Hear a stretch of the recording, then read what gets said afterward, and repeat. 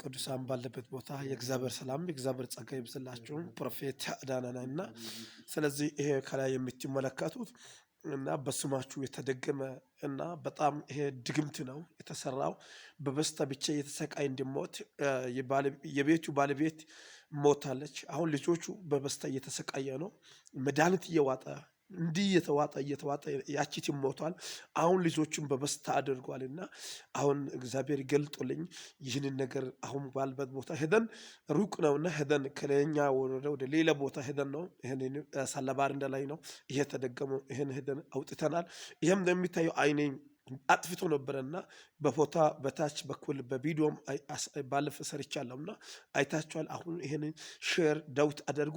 አይቆብ ላይ ማርት ድግምት አይሰራም እና ስለዚህ ይሄንን ሼርና ዳውት አድርጋችሁ በተለይ ሼር እንድታደርጉ ፖስት ነገር ጠይቃለሁ። ሻሎም መልካም ጊዜ ይሁንላችሁ።